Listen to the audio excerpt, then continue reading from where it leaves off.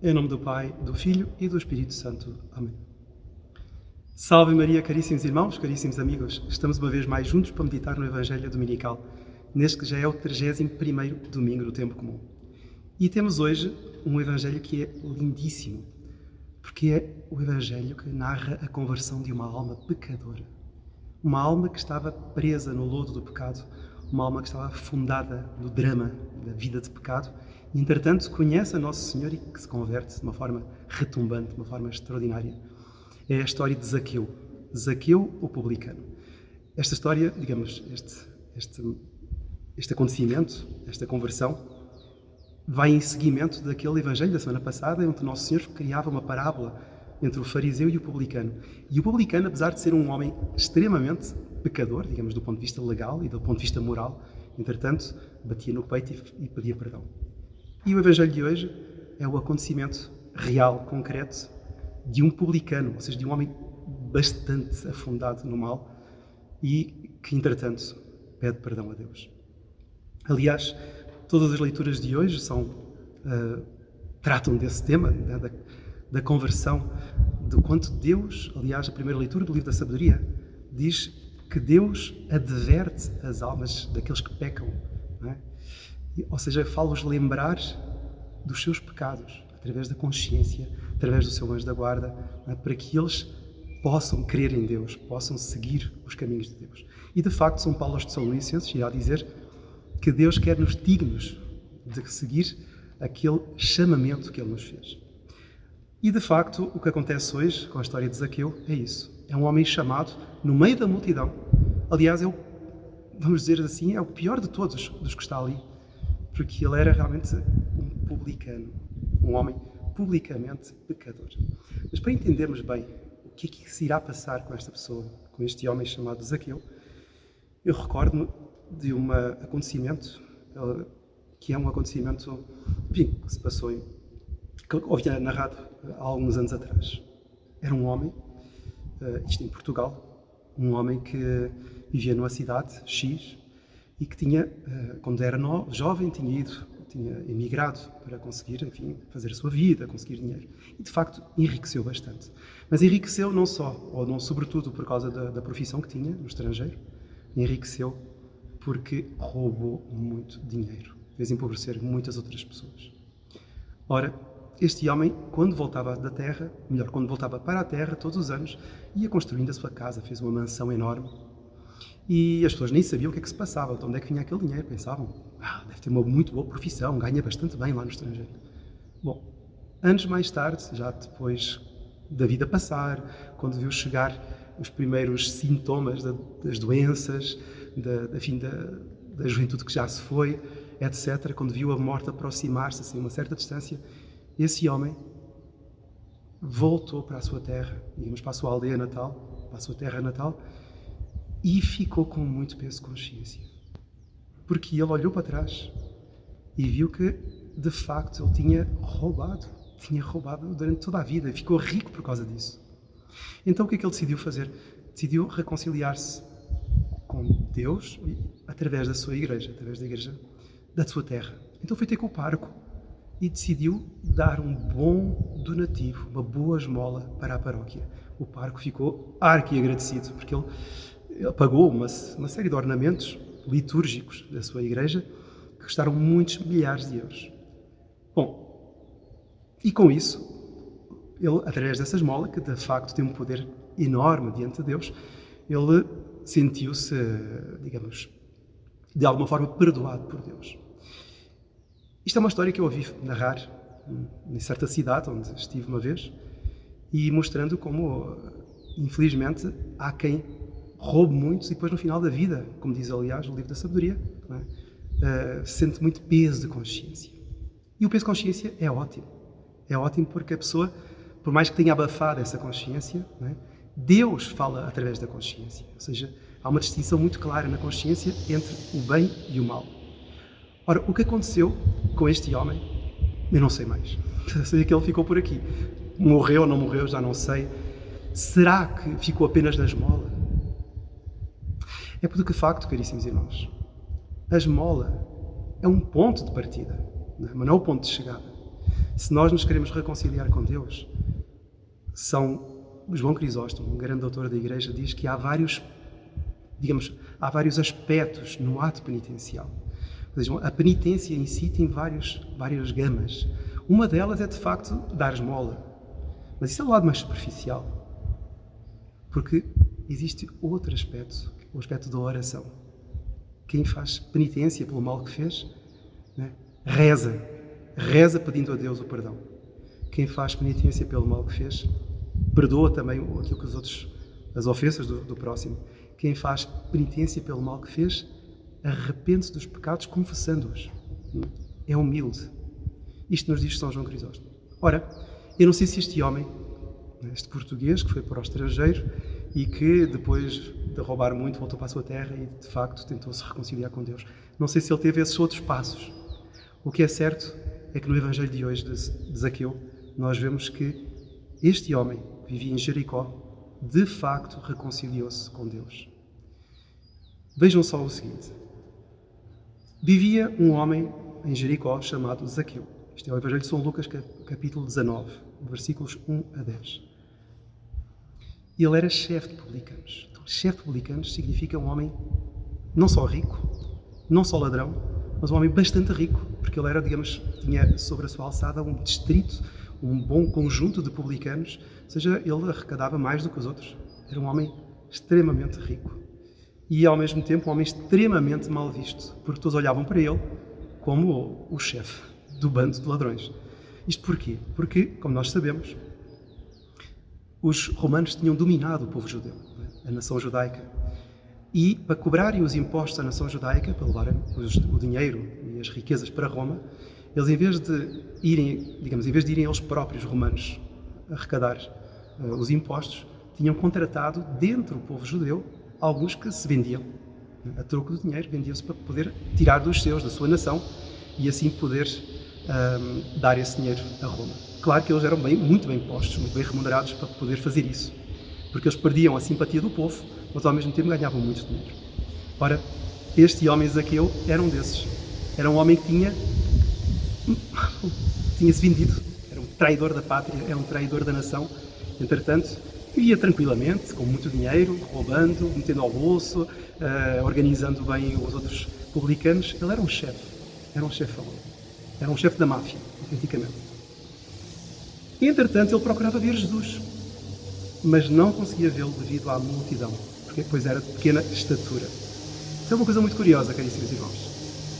Ele queria ver Jesus, mas não podia vê-lo devido à multidão.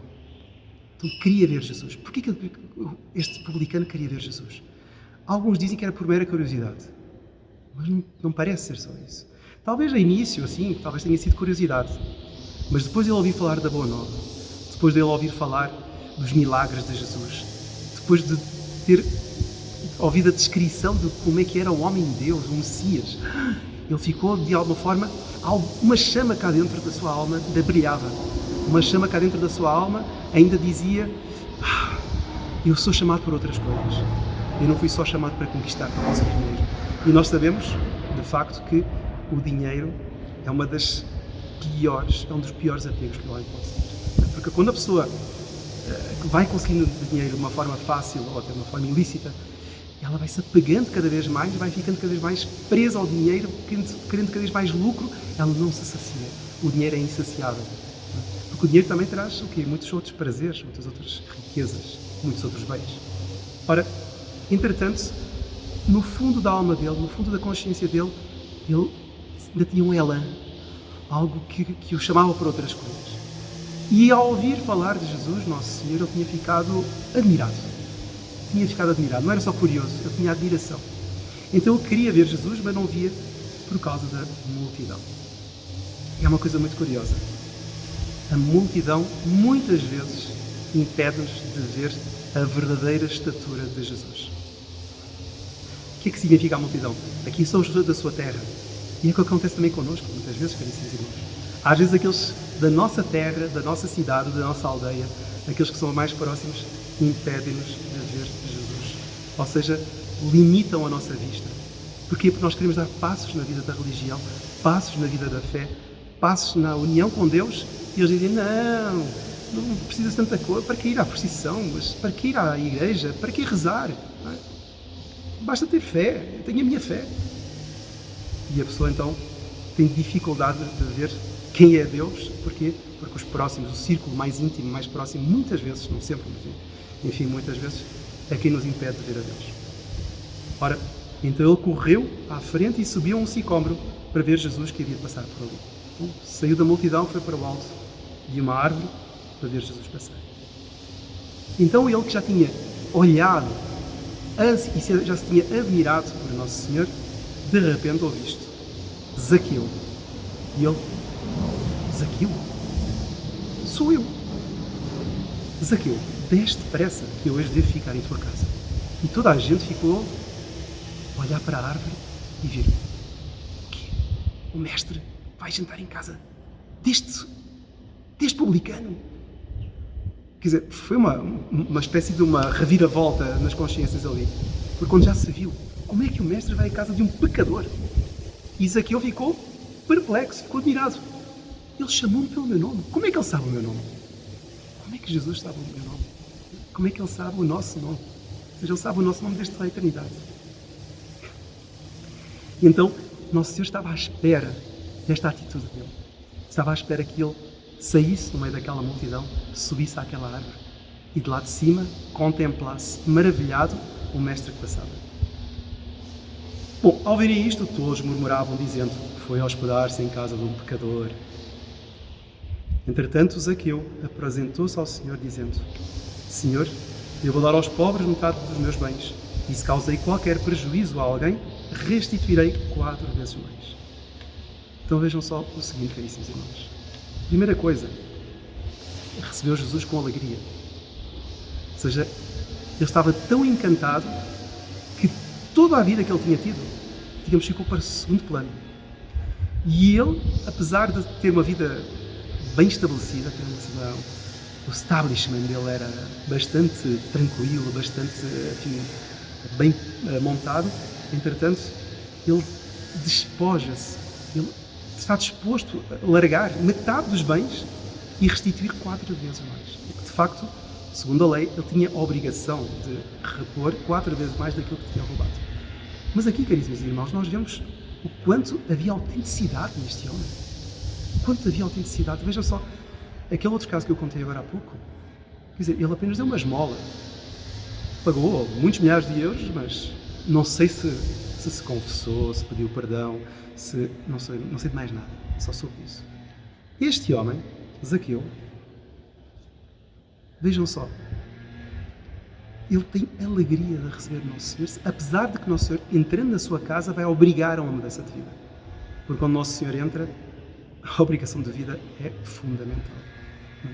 E a pessoa reconhecer os pecados e repor, ou seja, no caso, ele confessar os pecados. Eu vou dar metade dos meus bens aos pobres e se causei prejuízo, ou seja, ele sabia que tinha causado prejuízo, iria restituir. Estava a confessar os seus crimes diante de Jesus.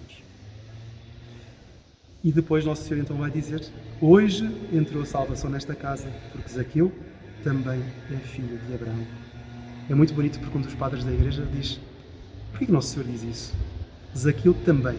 Ele era filho de Abraão, ele era judeu, não é? Ele era da raça judaica. Porque também é que de facto ele vivia como um pagão. Ele não vivia como um filho de Abraão. Ou seja, não bastava ele ter nascido de uma tribo qualquer, Benjamim, a tribo de Judá, fosse ela qual fosse. Era necessário ele viver de acordo com a lei, de acordo com os mandamentos. E ele não vivia, porque ele, moralmente falando, roubava. Ofendia imediatamente o 7º mandamento. Era ladrão. Depois, outra coisa que ele também não fazia era diante da lei. Ou seja, ele tinha virado as costas à lei, porque ele estava, no fundo, a pagar os bens que eram da sua terra para dar aos estrangeiros. E então, o Nosso Senhor irá dizer, por fim, o Filho do Homem veio procurar e salvar o que estava perdido. Então, este homem, filho de Abraão, estava perdido. E Jesus veio confiscá-lo, veio salvá-lo. Caríssimos irmãos, é um evangelho lindíssimo, mas é um evangelho também para todos nós. Porque também a todos nós, Nosso Senhor chama pelo nome. Fulano, fulana, eu hoje devo passar em tua casa. O que é eu passar em tua casa? É entrar na tua alma. E como é que Jesus quer entrar na minha alma?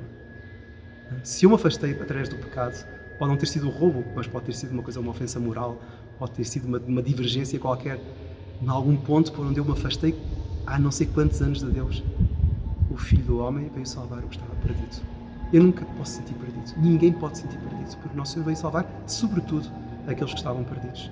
E o nosso Senhor veio nos chamar pelo nosso próprio nome, porque Ele nos conhece no mais íntimo do nosso ser. Então vamos ter essa confiança, caríssimos irmãos. No nosso Senhor, para Ele, não há nada que esteja perdido. Tínhamos essa confiança, tínhamos essa abertura de alma para, ouvindo-o, que o olhemos, que o admiremos, que demos adesão a Ele, para que nos entreguemos e o sigamos até ao fim da nossa vida. Que a bênção de Deus Todo-Poderoso, Pai, Filho e Espírito Santo, desde sobre vós e permaneça para sempre. Amém. Louvado seja nosso Senhor Jesus Cristo.